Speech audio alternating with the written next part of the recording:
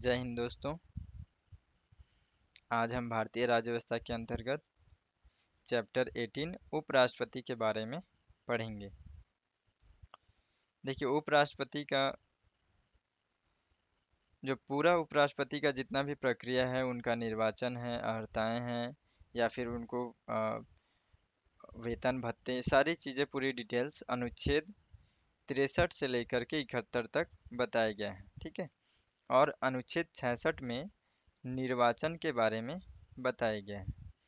तो देखिए, इसमें जो उपराष्ट्रपति का जो निर्वाचन है वो राष्ट्रपति से थोड़ा सा भिन्न होता है।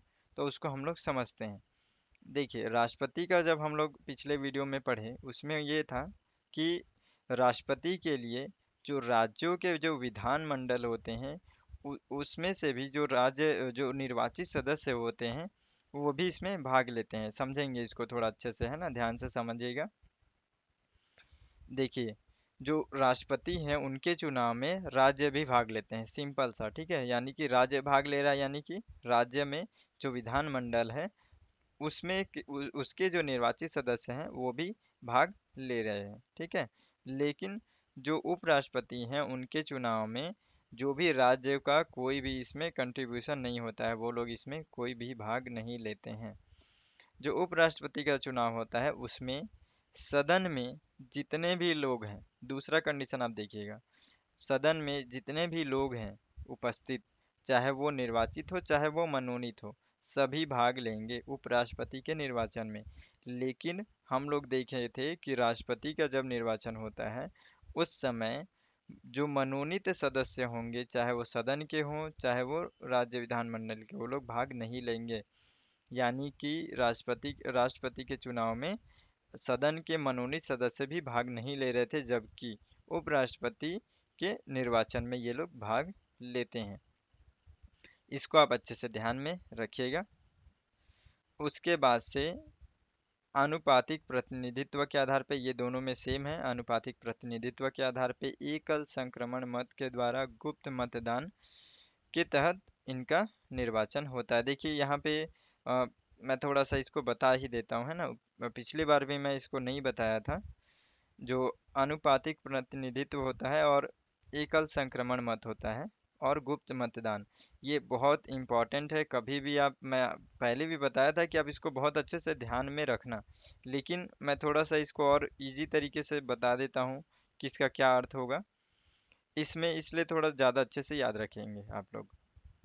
देखिए, एकल संक्रमण मत, गुप्त मतदान और आनुपातिक प्रतिनिधित्व, ये तीनों शब्द जहाँ पे भी होंगे एक साथ होंगे, याद रखिएगा। कोई भी इसमें से बीच का नहीं है या फिर गुप्त मतदान नहीं है, तो वो ऑप्शन, अगर ऐसा कोई क्वेश्चन बनता है तो वो ऑप्शन सही नहीं होगा। आप ये ध्यान रखना, ये तीनों चीज़ें होना आवश्यक है। ठीक है। देखिए, इसमें समझते हैं। जो भी राष्ट्रपति और उपराष्ट्रपति का जो इस आधार पे चुनाव होता है उसमें क्या होता है, देखिए इसको थोड़ा सा आसानी से हम लोग समझते हैं। अनुपातिक प्रतिनिधित्व, इसका क्या मतलब है कि जितने भी, जो लोग भी, मान के चलो 5 लोग, एग्जाम्पल से हम लोग समझते हैं, 5 लोग यदि उपराष्ट्रपति के चुनाव के लिए खड़े हुए हैं, उनको आनुपातिक प्रतिनिधित्व का क्या मतलब हुआ, सभी का एक अपना अपना अनुपात होगा। जो जिसका जितना अनुपात, जितना ज़्यादा अनुपात में होगा, जो सबसे ज़्यादा अनुपात में होगा वो क्या करेगा, वो जीत जाएगा, यानी कि वो उपराष्ट्रपति चुना जाएगा। एकल संक्रमण का मत हम लोग देखिए, एकल संक्रमण जो है उसको हम लोग संक्रमण के अलावा हस्तांतरण भी कहते हैं, यानी कि एकल हस्तांतरण। इसका क्या मतलब है, देखिए जो हम लोग बाकी जितना भी चुनाव होता है नॉर्मल चुनाव होता है, मान के चलो 5 लोग यदि चुनाव लड़ रहे हैं, ठीक है, तो मुझे जो इसमें से नेता पसंद है मैं उसको वोट दे दूंगा। इस तरीके से सभी लोग वोट दे देते हैं और फिर वो उसका उस व्यक्ति का ज़्यादा वोट हो जाता है, वो जीत जाता है। लेकिन इसमें ऐसा नहीं होता है। यदि 5 लोग, राष्ट्रपति या उपराष्ट्रपति, दोनों को मैं यहाँ पे समझा दे रहा हूँ, 5 लोग राष्ट्रपति या उपराष्ट्रपति के लिए खड़े हुए हैं, ठीक है, तो उसमें से क्या होगा, पांचों को एक वरीयता अनुसार मुझे चुनना होगा। जैसे अब मान के चलो कि मैं सदन का सदस्य हूँ, मुझे इन पांचों में से अब किसी एक को राष्ट्रपति या उपराष्ट्रपति चुनना है। तो देखिए मैं कैसे चुनूंगा, यहाँ पे वरीयता अनुसार होगा, यानी कि मैं पांचों को चुनूंगा, लेकिन पांचों में से कौन मुझे सबसे पहले नंबर पे रखना है, कौन दूसरे, कौन तीसरे, कौन चौथे, कौन पांचवे। आप इसको समझ गए अच्छे से। अब क्या होगा, ये पहला ये हो गया, इसमें ये कंडीशन हो गया। उसके बाद से क्या होता है कि इनका जो एकल हस्तांतरण, यहाँ पे जो है ये एकल संक्रमण या एकल हस्तांतरण, उसमें क्या होता है कि देखो, जब ये पांचों लोगों को अब पूरा वोटिंग वगैरह हो गया, काउंटिंग में क्या होता है, जो सबसे कम वोट मिला है जिसको, उसका जो वोट है वो हस्तांतरण हो जाएगा दूसरे के में। अब दोनों जुड़ जाएंगे, दोनों के वोट जुड़ जाएंगे। दोनों के वोट जुड़ने के बाद से क्या ये दूसरा आदमी जीत पा रहा है, इसका कितना हो रहा है, ये होता है। अगर उसमें भी कम हो गया तो ये तीसरे में जुड़ जाता है। तो ये इस तरीके से हस्तांतरण होता है वोट। ठीक है। तो ये वरीयता क्रम पे ये समझ गए। उसके बाद से लास्ट में जिनका अनुपात सबसे ज्यादा होता है वो फिर राष्ट्रपति या उपराष्ट्रपति चुने जाते हैं। ये जितनी प्रक्रिया होंगी सारी प्रक्रियाएं गुप्त मतदान के द्वारा होंगी। तो ये आपको अच्छे से याद रखना है। उसके बाद से देख लेते हैं इनमें अहर्ताएं यानी कि योग्यताएं। हिंदी का कई वर्ड ऐसा है ना कि कंफ्यूज हो जाता है, उच्चारण नहीं होता है सही से। ठीक है। तो देखिए इसमें सबसे पहला ये तो हम लोग को पता है कि भारत के नागरिक होना चाहिए। इनका भी देखिए इसमें भी एज है, जो आयु है वो 35 वर्ष होना चाहिए। ठीक है। यहाँ पे एक बात याद रखिएगा कि राज्यसभा सदस्य बनने के लिए अर्हित यानी कि योग्य होने चाहिए। देखिए यहाँ पे थोड़ा सा भी अगर क्वेश्चन में उसको थोड़ा सा भी यदि अगर आप फोकस नहीं रखेंगे, ठीक है, और घुमा करके क्वेश्चन पूछ लेंगे तो यहाँ पे कंफ्यूजन हो जाता है। आप ध्यान रखिएगा कि राज्यसभा का सदस्य बनने के लिए केवल बनने का केवल योग्यता होना चाहिए। थोड़ा सा ही वर्ड का फर्क है इसमें। यानी कि इसका मतलब ये है कि केवल योग्य होना चाहिए उसको, ये जरूरी नहीं है कि वो राज्यसभा का सदस्य ही होना चाहिए। ऐसा नहीं बोला जा रहा है इस वर्ड में। संविधान का एक एक वर्ड को देखते हैं ना, कितना मतलब पूरा सर्वोच्च न्यायालय तक उसका संधि विच्छेद करता है। तो इस तरीके से एक एक वर्ड का बहुत बड़ा मीनिंग होता है। यहाँ पे जो है आप बहुत अच्छे से ध्यान रखिएगा कि वो राज्यसभा का सदस्य होना जरूरी नहीं है, राज्यसभा का सदस्य बनने के लिए योग्य होना जरूरी है। तो यहाँ पे उस चीज को देखते हैं। प्लस लाभ का पद, मैं पहले ही बताया था, इसमें सरकार के द्वारा जो व्यक्ति को यदि मौद्रिक लाभ या फिर और भी अन्य लाभ जो मिलता है, फिर वो उसके अंतर्गत लाभ के अंतर्गत आता है। लेकिन इसमें यदि सदन के, चाहे वो केंद्र के हुए चाहे राज्य के हुए, ठीक है, जितने भी मंत्री हैं, राष्ट्रपति, उपराष्ट्रपति, राज्यपाल, ये लोग जो हैं ये लोग लाभ के पद के अंतर्गत नहीं आते हैं। बस इतना आपको ध्यान में रखना है। उसके बाद से उपराष्ट्रपति चुनाव के लिए जो प्रस्तावक होते हैं वो 20 होते हैं और अनुमोदक 20 होते हैं। ठीक है। ये आपको याद रखना, जबकि राष्ट्रपति के लिए 50-50 थे। उसके बाद से पद रिक्तता, यानी कि इसमें देखिए नॉर्मल तो वही है कि जो पद रिक्त होगा यानी कि कुछ कुछ चीज़ें भिन्न होंगी, लेकिन जैसे कि वो खुद त्याग पत्र दे दिए, है ना, अचानक आपात मृत्यु ऐसा कुछ हो जाता है, वो कंडीशन तो नॉर्मल है। लेकिन यहाँ पे आपको ध्यान में रखना है, राष्ट्रपति से लेकर के मैं कंपेयर करके ही इसमें बताने का कोशिश कर रहा हूँ। ठीक है। राष्ट्रपति के ऊपर हम लोग महाभियोग लगाते हैं, ठीक है, लेकिन याद रखिएगा उपराष्ट्रपति के अंतर्गत ऐसा कुछ भी नहीं होता है। उपराष्ट्रपति के ऊपर महाभियोग लगाने की आवश्यकता नहीं होती है। ठीक है। नॉर्मली ही उनको, लेकिन याद रखेंगे कि जो राज्यसभा में उनको हटाने के लिए किसी भी प्रकार का संकल्प पारित होता है, लोकसभा में ये संकल्प पारित नहीं हो सकता। लेकिन जब राज्यसभा में ये जो संकल्प लाया जाएगा वो पूर्ण बहुमत होगा उसका, तो फिर उसको लोकसभा में एक तरीके से केवल विचार के लिए नॉर्मली भेजते हैं। ये भेजना भी जरूरी है, लेकिन राज्यसभा में भेजने के बाद। ठीक है। राज्यसभा में संकल्प पारित होने के बाद। ठीक है। साथ ही आप ये भी याद रखिए कि यहाँ पूर्ण बहुमत का मतलब ये होगा कि नॉर्मल जो बहुमत है उससे थोड़ा सा एक ज़्यादा। ठीक है। बहुत ज़्यादा भी ऐसा नहीं है, विशेष बहुमत टाइप का जो चीज़ है ना वो भी नहीं, केवल पूर्ण बहुमत होना चाहिए, यानी कि 100 में से 51 लोग इसके पक्ष में होने चाहिए। बस इतना आवश्यकता होता है। ठीक है। देखिए अगर उपराष्ट्रपति के चुनाव में किसी भी प्रकार से विवाद होता है तो राष्ट्रपति की तरह ये भी है कि ये जो चुनाव विवाद जो है वो पूरी की पूरी चले जाएंगे सर्वोच्च न्यायालय, ठीक है। वहाँ पे जो भी फैसला होगा वो अंतिम होगा। लेकिन देखिए यहाँ पे जो चुनाव कराएगा वो चुनाव आयोग ही होता है। चुनाव कराने का जो पूरा काम है वो चुनाव आयोग का ही होता है। लेकिन जो जब इसमें विवाद होगा तो वो सर्वोच्च न्यायालय चला जाएगा, ठीक है। वो मामला सर्वोच्च न्यायालय जाने के बाद से सर्वोच्च न्यायालय जो भी उसमें फैसला लेगा वही फैसला अंतिम होगा, ठीक है। ये आपको ध्यान में रखना है।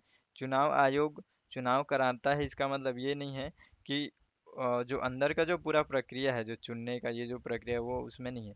विधानमंडल के जो अंदर जैसे कि सदन के अंदर भी, ठीक है, निर्वाचन करने के लिए एक अलग से कमेटी होता है, वो लोग करते हैं, ठीक है। लेकिन इसका जो पूरा देख रेख जो पूरा मैनेजमेंट का जो काम है वो चुनाव आयोग का है, ठीक है। तो इसमें कंफ्यूजन नहीं होना है। ये हो गया। अब देखते हैं हम लोग उपराष्ट्रपति का जो कार्य क्या होता है या फिर शक्तियाँ क्या क्या होती हैं। तो राज्यसभा जो उपराष्ट्रपति होते हैं इनका दो सबसे मुख्य कार्य है, ठीक है। उपराष्ट्रपति होते हैं जो राज्यसभा के पदेन सभापति होते हैं। यहाँ पे थोड़ा सा आप बहुत अच्छे से ध्यान से सुनेंगे और समझेंगे इसको, कि राज्यसभा के जो सभापति होते हैं, ठीक है, जो पदेन सभापति होते हैं वही उपराष्ट्रपति होते हैं। यानी कि उपराष्ट्रपति राज्यसभा के सभापति होते हैं, लेकिन वो राज्यसभा के सदस्य नहीं होते हैं। आपको समझ में आ रहा है? यानी कि जो सभापति हैं यानी कि जो उपराष्ट्रपति हैं वो राज्यसभा के सभापति हैं, लेकिन राज्यसभा के सदस्य नहीं होते हैं वो। ये आप ध्यान में रखना। एक बात और ध्यान रखना कि जो उपराष्ट्रपति हैं वो राज्यसभा के सभापति हैं, लेकिन राज्यसभा के सदस्य नहीं हैं। फिर भी जब भी मत में यदि कोई टकराव होगा राज्यसभा के अंतर्गत, तो निर्णायक जो मत होता है वो उनको देने का अधिकार है। समझ में आ रहा है? वो राज्यसभा के सदस्य नहीं है। लेकिन यदि मान के चलो एग्जाम्पल के लिए किसी विधेयक को हम लोग को पारित करना है, वो राज्यसभा में पहले पास हुआ, वहाँ पे 100 लोगों ने 100 लोग हैं, ठीक है, एग्जाम्पल है सारा चीज़ें। 100 लोग हैं, 100 लोग में से 50 लोग पक्ष में हैं, 50 लोग विपक्ष में हैं, दोनों बराबर हैं। अब यहाँ से विधेयक आगे नहीं बढ़ रहा है। यहाँ पे आते हैं राज्यसभा के सभापति। अब वो अपना विवेकानुसार किसी एक पे मत देंगे। वो जिस पे मत देंगे वो फिर वो उसका मत ज़्यादा हो गया, फिर वो क्या विधेयक पास हो जाएगा यदि पॉजिटिव में देंगे। तो इस तरीके से होता है।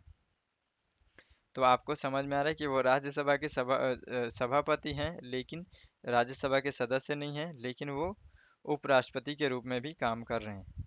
पदेन सभापति का मतलब ये होता है, ठीक है, वो पहले से एक पद पे हैं, उसके बाद भी सभापति यानी कि उपराष्ट्रपति के रूप में भी काम कर रहे हैं और सभापति के रूप में भी काम कर रहे हैं।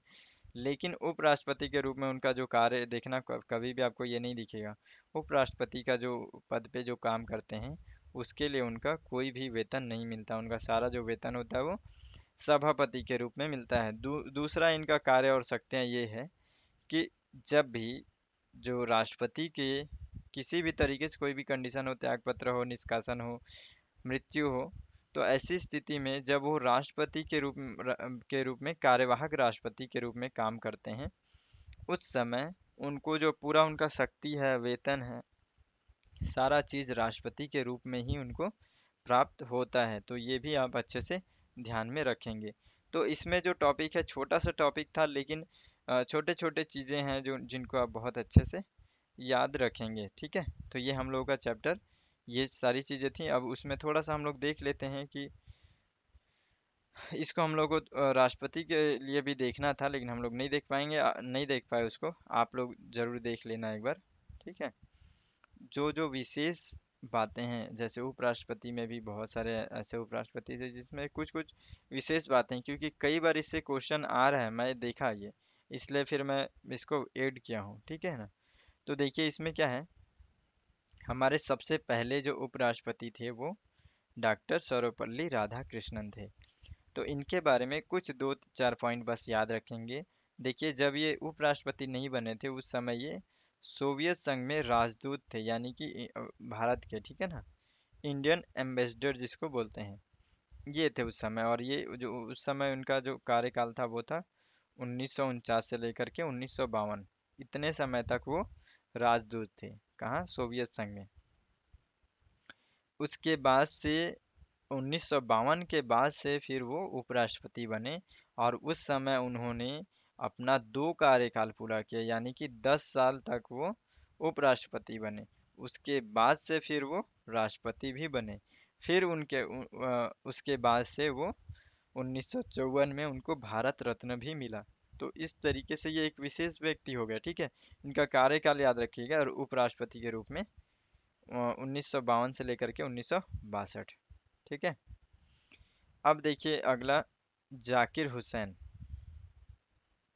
जाकिर हुसैन, ये इनका विशेष ये है कि ये 5 वर्ष तक तो काम किए, लेकिन इनका मुख्य बात यह है कि ये प्रथम मुस्लिम उपराष्ट्रपति बने थे।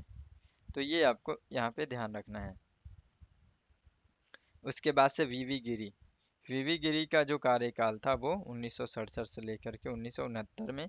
इनका 2 वर्ष ये केवल काम किए उपराष्ट्रपति के रूप में, उसके बाद से वो राष्ट्रपति बन गए। तो ये भी छोटा सा इनका भी बात याद रखेंगे।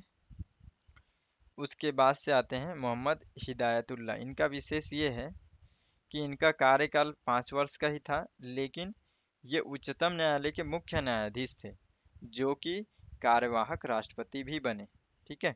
तो ये थोड़ा सा विशेष विशेष बस बातें याद रखेंगे। उसके बाद से हामिद अंसारी के बारे में याद रखेंगे, ठीक है। जैसे कि सर्वपल्ली राधाकृष्णन 2 बार अपना उपराष्ट्रपति बने, उसी प्रकार से ये भी 2 बार उपराष्ट्रपति बने, यानी कि इनका जो कार्यकाल पूरे 10 वर्ष तक इन्होंने उपराष्ट्रपति के रूप में कार्य किया। साथ ही आप ये भी याद रखेंगे, याद नहीं रखना है बल्कि आपको कमेंट करके बताना है कि अभी हाल ही में उपराष्ट्रपति का भी चुनाव हुआ और साथ में राष्ट्रपति का भी चुनाव हुआ। तो उपराष्ट्रपति हमारे जो नए वेंकैया, इनके बाद तो वेंकैया नायडू, उसके बाद जो अभी अभी जस्ट उनका चुनाव हुआ है, उनके बारे में आप ज़रूर एक बार कमेंट करके बताइएगा उनका नाम। साथ ही राष्ट्रपति का भी अभी चुनाव हुआ है, तो उनके बारे में बताइएगा कि उनका नाम क्या है। हमारे जो तात्कालिक अब वर्तमान में अभी नए नए जो बने हैं राष्ट्रपति और उपराष्ट्रपति, उनका नाम आप लोग ज़रूर बताइएगा, ठीक है। तो फिर मिलते हैं अगले वीडियो में, तब तक के लिए जय हिंद।